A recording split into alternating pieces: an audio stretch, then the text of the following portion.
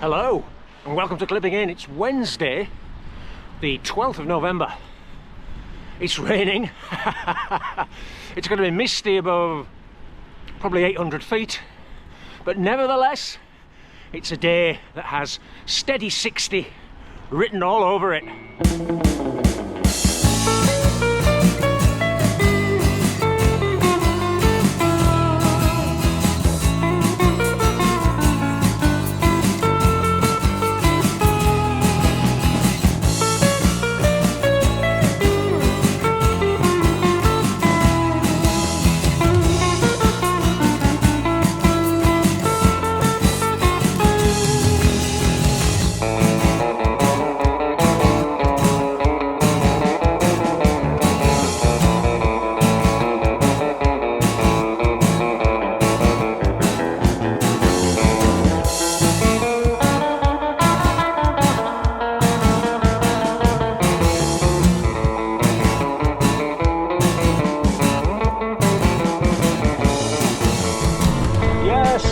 Up into the clouds, up into the rain.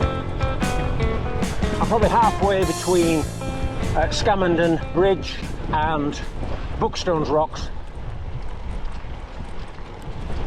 It's interesting that the weather forecasts for Holmfirth, for Denshaw, were saying rain between 11 and 12. Well, it's 25 past 10. And it's already doing it. This must just be the support act, the warm-up man. Never mind, it's still those beautiful hills. I've not had an awful lot of luck on the video making front recently. I had 2 videos that were run off in wind and rain, but when I got the footage home, it was nearly all useless. Either rain streaming down the lens, rain getting in the microphone. So I scrapped those.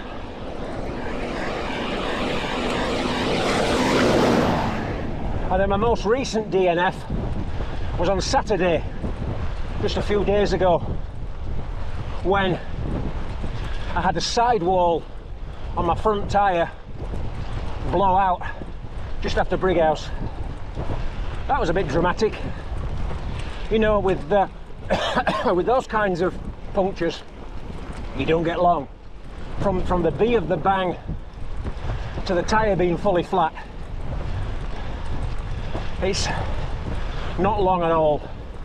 And then you've got to try and bring the bike under control, hoping that the tyre doesn't roll off. That's the worrying part. With the old tubulars, tubs, wasn't a problem. You were safe as houses if they were well stuck on. It's happened to me in races where I've punctured on a tub. And yeah, you've got to slow down a bit, but you can keep riding. And unless it's super hot and you've really been dragging your brakes, there's not much chance of the tub cement giving way. In fact, in 1995 World Road Race Championships, Abraham Milano, who won it for Spain, I think he must have ridden the last 10 kilometers at least on a flat tub. Amazing. I have a feeling, excuse me, I have a feeling that today is not exactly going to be a high definition one with all this rain. I keep wiping the lens when I can, and I just hope that the sound turns out okay. So here we are, believe it or not, we're passing the Buckstones Rocks. This could turn into one of those audio description videos, I think.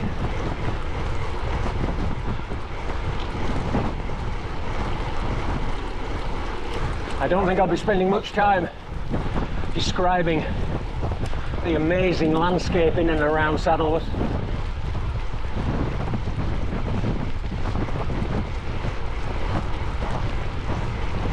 especially if it actually starts proper rain in an hour.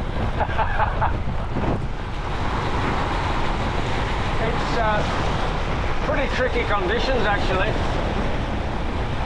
Heavy rain, thick mist, and quite a bit of surface water too. I'm hoping I drop out of this a little bit.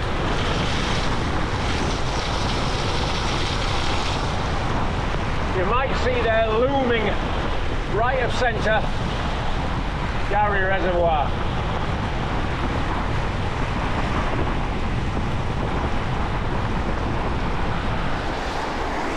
This is a connecting section through the Saddleworth villages.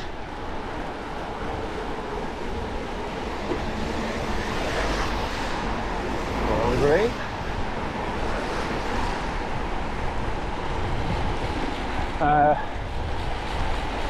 Little bit of this buzzing around, and then it'll be back into the hills for the Dovestones climb. Well, that heavy rain has slowed down to drizzle. Aha, got me. So this is the start now. 3.1 miles, Dovestones climb. Probably steep until just where you can see those markers up the road, and it eases a bit. That's the turn off on the right for the big Dovestones car parks, reservoir walks and everything. It does look a little bit brighter and clearer up there. Woohoo! And you can see this little yellow gate ahead. Won't be long, maybe a month or two, that'll be closed when the road gets snowbound. Past the halfway point on the Dovestones climb. Of course, gaining height, the rain and drizzle are back. Can't have it always. The steady rain now, it's on my back, so I'm not noticing it quite as much. It gets to be a bit of a nuisance when my specs are running with water. I think this is about 1,500 and something feet. We've got a little flat traverse before we drop down to the site of the old Isle of Skye Inn, and then plunge down to Home Firth.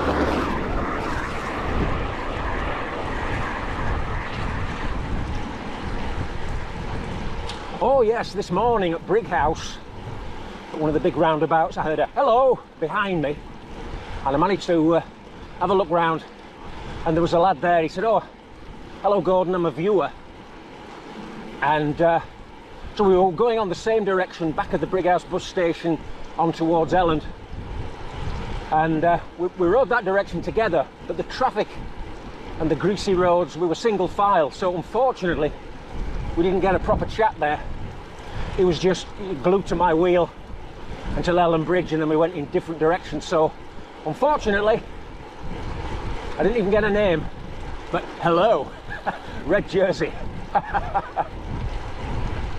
Hopefully next time we'll bump into each other on a quieter section of road, and we can ride side by side and have a good old chit chat.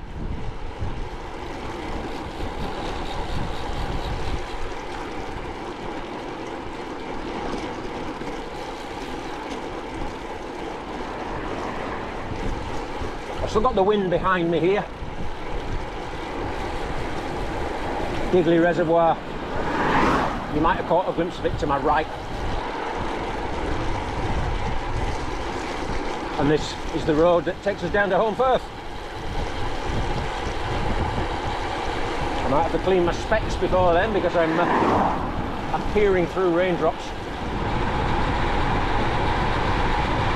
Dropping out of the Ford Inn now. Awkward little bend. And a cheeky little junction sometimes.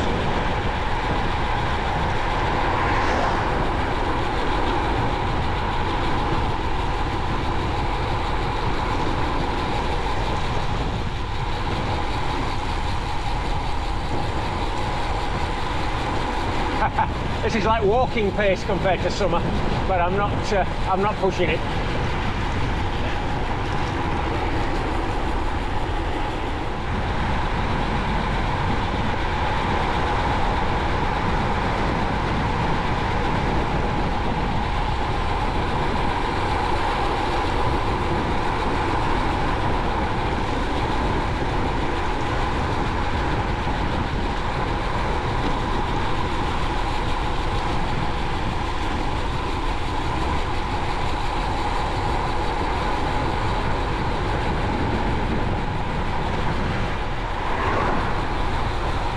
Dropping into home first. Got to be careful with this double parking.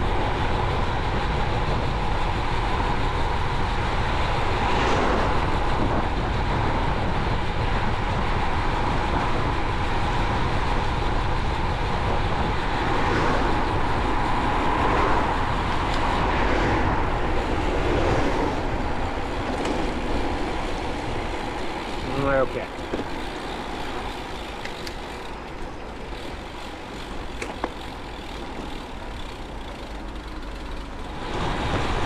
Lower Cumberworth. We're just spitting the rain, greasy roads, and there's been something on here, maybe a bin lorry, dropping diesel everywhere. So I've just got to be a little bit careful. Every few, like I say, every 20 metres there's a big blob of diesel.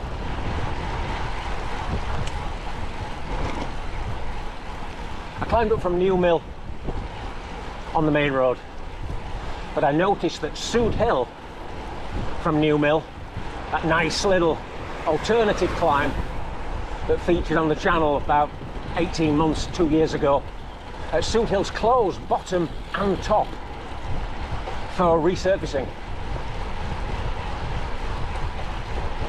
They've got at the New Mill side, it's completely stripped down. But you think if they do a good job, it'd be a really nice route up there. Gives me a good excuse, if one were needed, to revisit it at some point.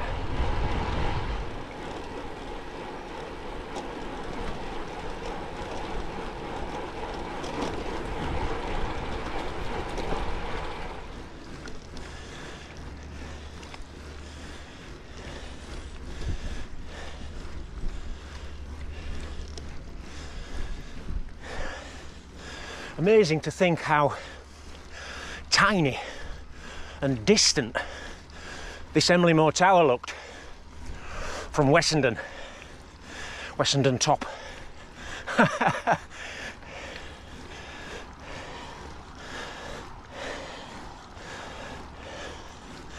All in a modest ride on the humble road bike. Just approaching, well, I'm between Grangemore roundabout and the mining museum at the former, was it Denby Grange Colliery, wasn't it? And yeah, not going too bad. The rain has stopped. This looks to be the driest area that I've ridden through today. But I'm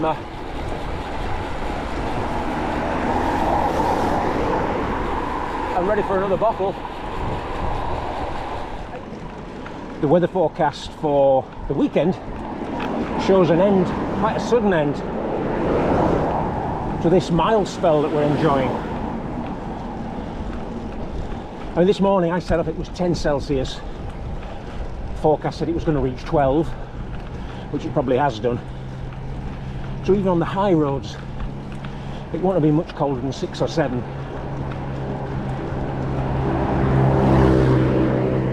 That's why I thought I'll take a gamble on this jersey, which is a DWR treatment. It has a certain amount of water resistance, a certain amount of wind resistance.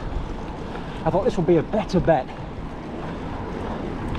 especially as they were predicting rain from 11:30. I thought this would be a better bet for a climbing ride than going for a hard shell from the start, because Dovestones climb, tailwind, that wouldn't have been a lot of fun in a hard shell jacket of any kind. Whereas in this, it just dried out really on the climb, and it stopped me getting overheated. Now in a few days, if the forecast is right, and riding outside involves setting off at 3 Celsius in pouring rain, that'll be quite serious.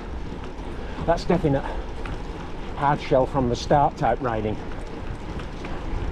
There's even some snow predicted for the early part of next week, Sunday into Monday. Oh, you're not looking. Checking left is all very well, but you've got to look right as well. Yeah, so we've been eased into autumn winter, I think, but with a swing to northeasterly winds, temperatures around 3-4 Celsius, and precipitation that they haven't made up their mind yet what exactly it'll be. I think we're in for some interesting riding. So there we have it, a steady 60 in the rain. The Pennines were just as inviting as ever. And a bit of rain, oh well, 3 hours of it, never hurt anyone, did it? Right, well, we'll see what the autumn winter has in store when the temperatures drop. But that's all for this edition of Clipping In. See you very soon, back out on the Yorkshire roads. Bye bye.